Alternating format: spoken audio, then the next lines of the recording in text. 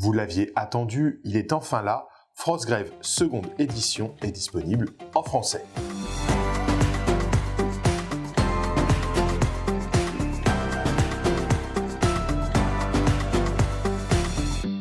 Frostgrave, on ne le présente plus. Il y a déjà eu un The Game pour vous présenter tout ce qu'il y a dans la gamme, justement. C'est un jeu de Joseph McCullough qui va permettre de jouer des sorciers dans une cité en ruine avec de l'évolution, un jeu en campagne, avec des petites bandes d'escarmouches, etc. Énormément d'interactions avec les décors, avec des monstres, voilà, des monstres errants, des tableaux de rencontres aléatoires, des choses comme ça, plein de scénarios. Voilà, un jeu très très riche qui est édité par Osprey Games et qui sort en français chez Studio Tomahawk. La seconde édition était très attendue. Elle est sortie il y a quelques mois en anglais chez Osprey et la voici enfin en français. Ça fait super plaisir de l'avoir enfin entre les mains. Qu'est-ce qu'on va attendre de cette seconde édition? Alors déjà, c'est un livre qui est beaucoup plus épais que son prédécesseur, beaucoup plus complet, très très beau, avec une belle maquette. Enfin voilà, c'est vrai qu'on a la chance, j'ai envie de dire, nous en tant que Français, on a peut-être les livres qui arrivent un peu plus tard, le temps de la traduction, etc., mais avec des maquettes entièrement refaites et des maquettes que je trouve quand même plus classe que les originales, dans des livres en dur et en grand format. Cette V2 de Frostgrave, du coup, chez Studio Tomahawk, qu'est-ce qu'elle va nous proposer? Alors, ce sont surtout des ajustements, c'est plus une évolution qu'une révolution, d'accord? On va être sur de la mise à niveau, tous les sorts ont été revus pour être plus équilibrés, voilà, il y a même des règles qui étaient sorties dans les suppléments qui sont désormais directement implémentées dans le livre de règles.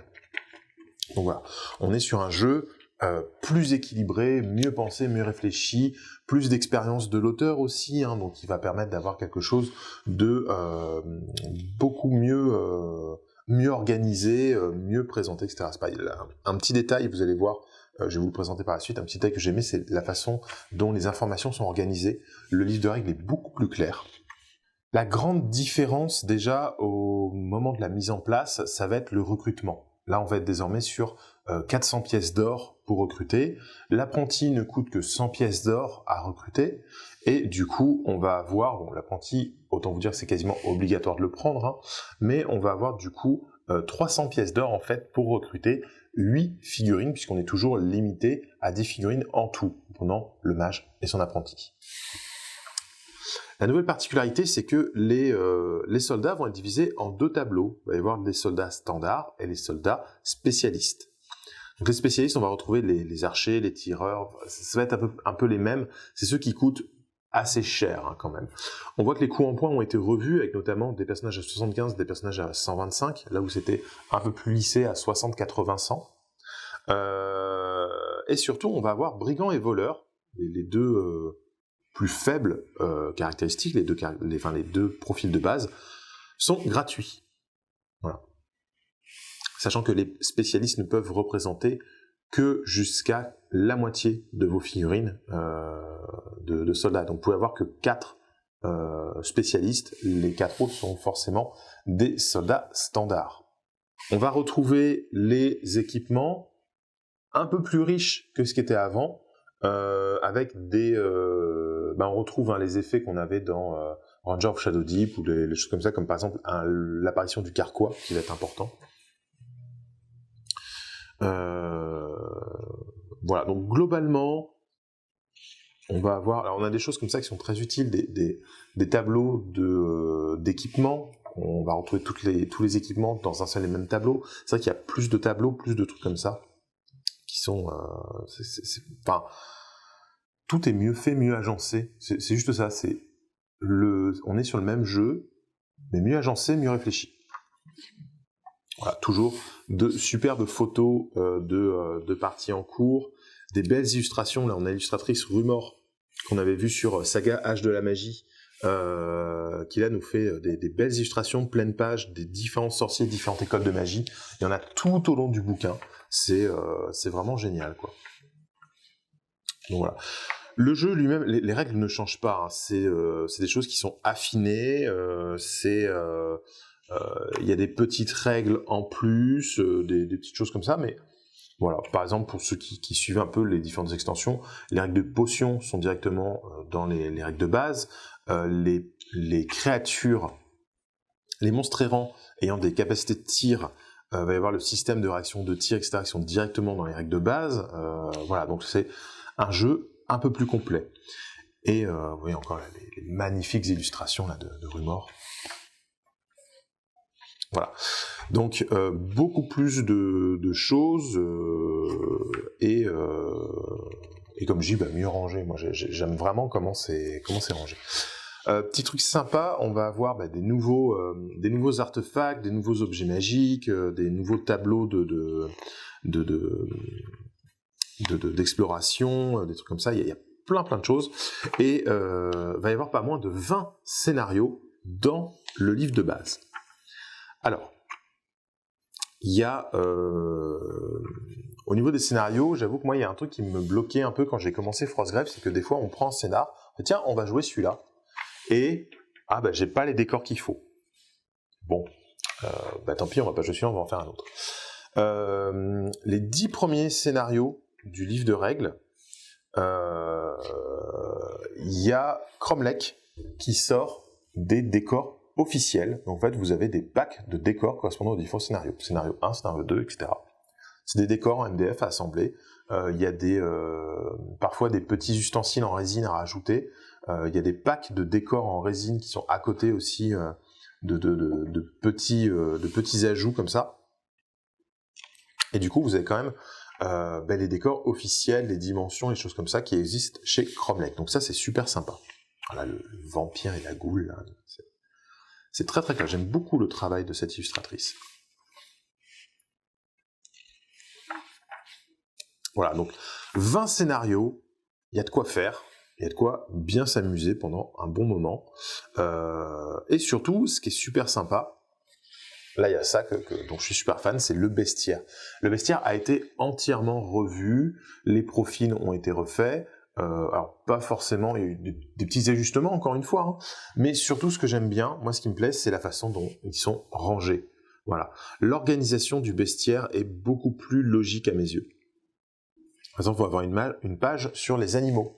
On va retrouver ours, sanglier, rat géant, araignée des glaces, crapaud des glaces, léopard des neiges, gorille blanc. Voilà. La page suivante, ça va être les chiens errants, les loups. On va voir les différents types de golems. On va voir les démons, les créatures diverses. Voilà. Des géants, des vers, des loups-garous, les morts-vivants. Moi, j'aime bien que tout soit rassemblé un peu ensemble. Ça permet un peu de voir. En termes de collection ou de thématique, je trouve que c'est un peu plus sympa. C'est vrai que si vous avez envie de vous faire un scénario qui se passe dans des catacombes, vous allez prendre juste ces 2 pages là de morts-vivants. Vous avez les ghouls, les crânes animés, les squelettes, les zombies, les archésquelettes, le spectre, le vampire et tout. Non, je trouve ça plus facile d'accès d'avoir organisé de cette façon. Ça me plaît beaucoup.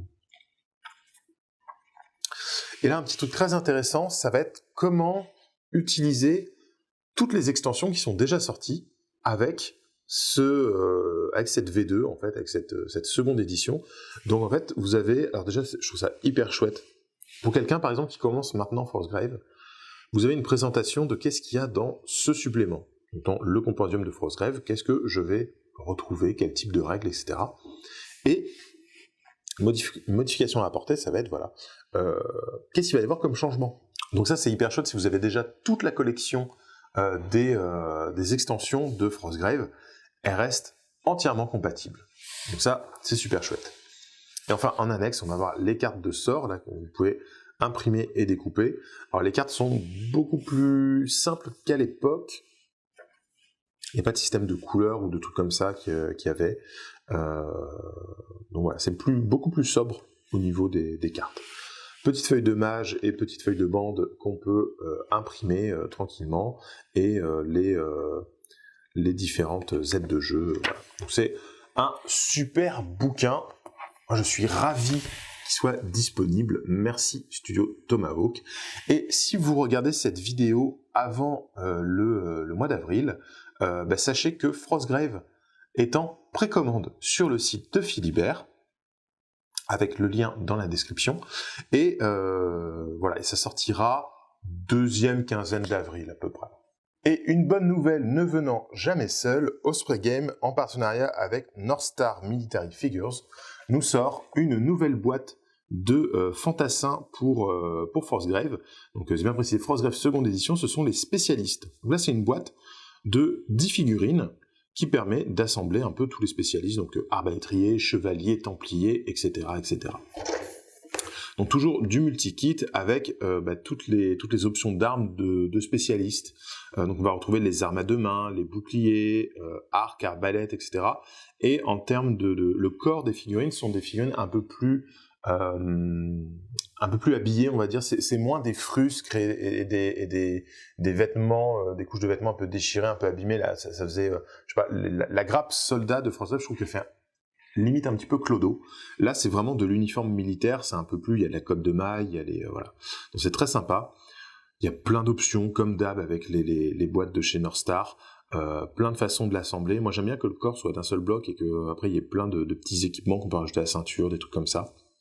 Voilà, les figurines sont très chouettes, toujours cool, entièrement compatibles avec toutes les autres grappes qui sont déjà sorties, et c'est aussi en précommande sur le site de Philibert. J'espère que cette seconde édition de Frostgrave vous plaira autant qu'elle nous plaît, nous, ici, chez Le Guerriero de la Figurine. J'espère que vous allez jouer. Dites-nous en commentaire un peu quelle campagne vous allez faire, comment vous allez jouer, avec quelle figurine aussi vous allez faire ça. Ça nous intéresse. Moi, j'ai des vieilles figurines Games Workshop des années 80 que je vais retaper là pour faire ma bande. Ça va être très sympa, je pense que ça va être très rigolo. On va se commencer une campagne là dès qu'on va pouvoir. Ça donne vraiment envie de se remettre à jouer ce Frostgrave V2. Je vous dis à très bientôt pour une nouvelle vidéo, et en attendant, peignez bien et jouez bien.